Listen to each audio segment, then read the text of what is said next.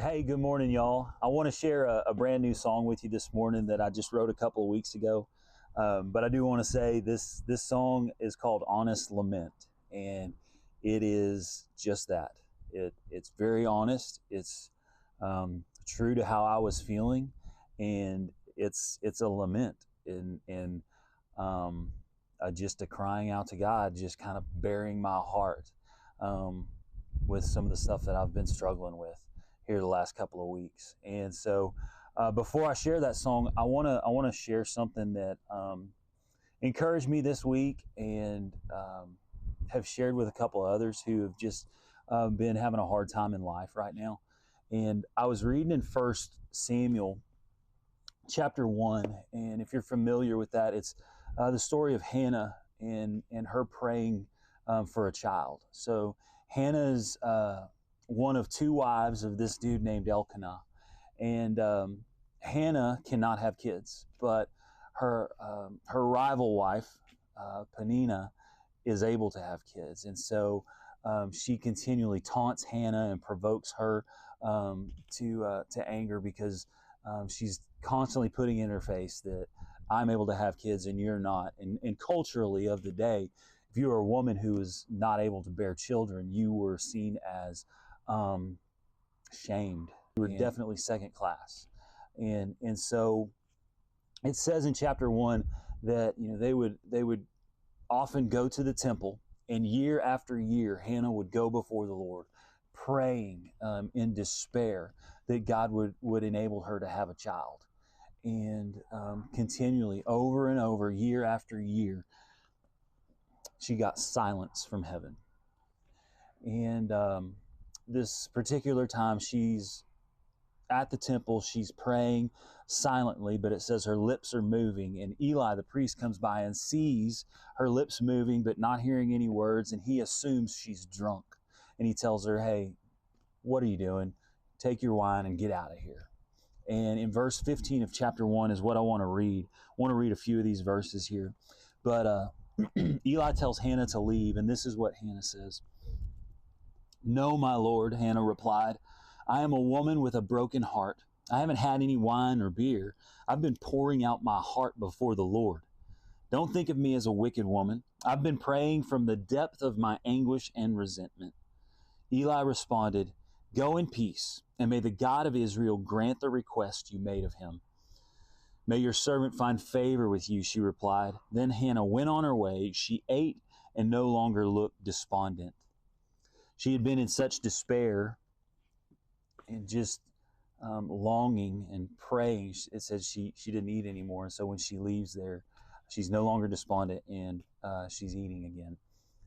What I want to focus on, and what caught my eye, I'm very familiar with that story, but what caught my eye that I hadn't really noticed before, the way the CSV translates her prayer, or what she says she's praying in her anxiety and resentment, her anxiousness and resentment. And that just caught my eye. I was like, wait a minute.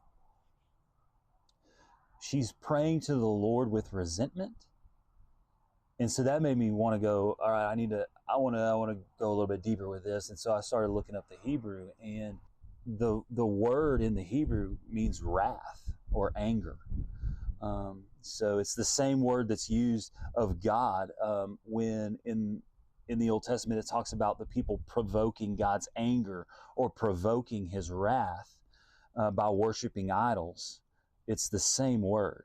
And then when it's applied to mankind, that anger, it's specifically or especially talking about anger towards injustice, or anger towards unmerited suffering. And so when you apply that, what Hannah says is, I'm pouring out my heart to the Lord in my anxiety and my anger, because I don't feel like I deserve this. I don't understand why God's doing this. And man, that just rolled all over me, because I've felt that for the last few years, to cry out to heaven and get silence, and then to feel that, to not not to say that I deserve something, but there is that feeling of what did I do? Where did I go wrong? Why are my prayers going unanswered? You know, you put it in Hannah's context. She's looking across the table at this rival wife who is not living righteously, who is constantly provoking her and taunting her with the fact that she can have kids. And Hannah says, I'm sitting here trying to do right by you, Lord, and yet you are silent. And man, I know that has to hit home because of like just in this last week, I've had people come to me going, I'm frustrated or I'm mad. I don't understand why God doesn't answer my prayers, or I don't understand why God's not opening doors here or there. And I've been able to share this with them. So hopefully this strikes a chord with some of y'all out there that, oh, I guess the encouraging part is it doesn't just say that she prayed in anger, that she was praying, she's pouring out her heart in anger, but it's Eli's response also. It's the priest. He doesn't say, hey, you can't talk to God that way. Hey, you can't be angry when you pray. You can't do this, you can't do that. That's not how you approach the Lord. He says, go in peace and may the Lord grant your request. In other words, have hope and keep praying. Even though you're angry, trust God and keep praying. That doesn't change. I guess I should say this too. Like, that didn't make my anger go away. That didn't just snap my fingers and go, hey, okay, yeah, don't be angry anymore.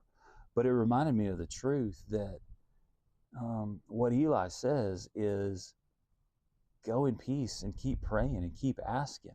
Even in your anger, even in your resentment, keep taking it to the Lord. He hears you. And so this song I want to share, I wrote after we got the bad news a few weeks ago, after my most recent scan, and especially after this last week of having to start a chemo that I just don't like. I just don't like the side effects. It makes me feel crummy. And I spent the last week just angry, going, Lord, this is my prayer. I'm mad. I don't understand this. I don't get what you're doing. And all the other stuff that I know, all the other truth that I know, that you're good, that you're faithful, that you work everything for your purposes, for your glory and my good. I know all of that is true, and I'm still mad and don't understand what's going on. And that's kind of what this song talks about. It has this phrase, it repeats itself. It just says, like the prophets of old. And in a very small way, I'm not trying to say I'm in the same place as the prophets or anything like that, but just thinking about, I was leading a Bible study in January through Jonah, and Jonah ends his book mad. He says he's angry and he wants to die. Elijah has a great triumph over the prophets of Baal, but then is fearful that he's the only one left that's actually worshiping God. He thinks he's all alone. And that leads him to say to the Lord, hey, take me out. It's just better off if I'm dead. And so this song says over and over, just like the prophets of old, who were just confused and going, if this is what it's all about, then what are we doing? I sent this song to a buddy going, hey, is this too much? He said, no, man, it's the Psalms. Like, you know the truth. You know God is worthy of our praise, but at the same time, there's prayers of, where are you at? How long are you going to let me suffer? Why are you silent? He said it's life. And so hopefully, as dark as this song is, maybe it can bring some encouragement in this way, in that it's okay to feel that anxiousness and frustration and anger, and to even pray in the midst of it, going, Lord, I'm mad. Why won't you do something? Maybe the encouragement is just to know that there are others who feel that same tension, who feel that same way. I love Jesus, but yet I get mad sometimes that I don't understand his ways. I'll end with this. I read a quote from R.C. Sproul this week that said something to the effect of, when I feel like I'm unfairly hated, I have to remember that I am unfairly loved, right? When, again, going back to that word in the Hebrew, to be provoked to anger because you feel like the suffering is unmerited, I have to remember that God's love and faithfulness to me is completely unmerited, and that it's only by His grace that I can stand. And to be reminded of what Paul says, that His grace is sufficient. Even when I'm angry and crying out and the thorn doesn't get taken away, His grace is sufficient. Even when I feel like I'm unfairly hated, I have to remember that I am unfairly loved. Love y'all. Hope you have a great week.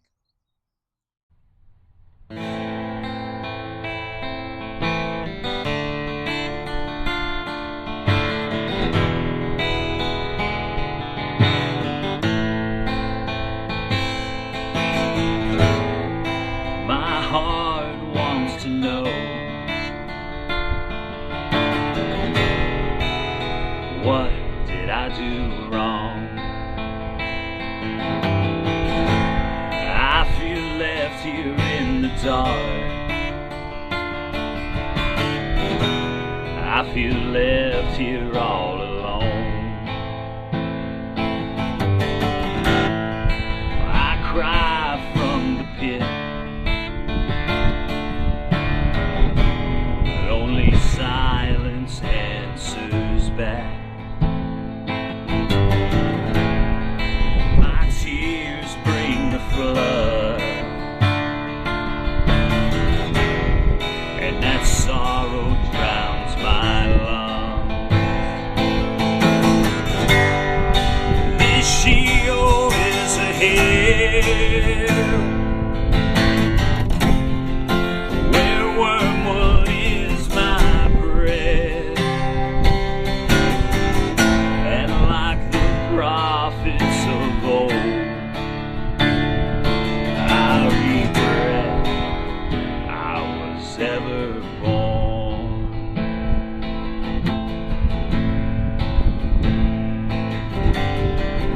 Answer this mystery for me, 'cause I'm confused by what I see. I watch the wolves take the sheep, and they receive prosperity,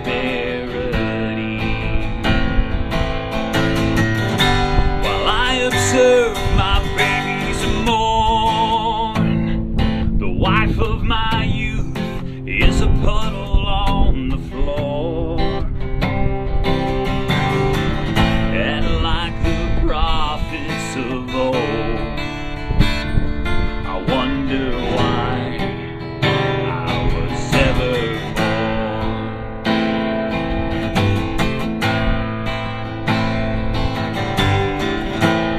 There's a foot on my throat, from heaven or hell, I no longer know.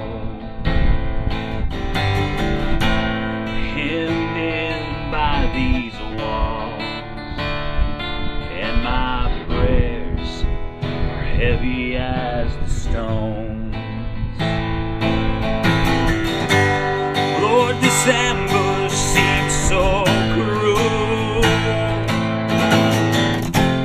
How could there be any good? And like the prophets of old, I despise I was ever born.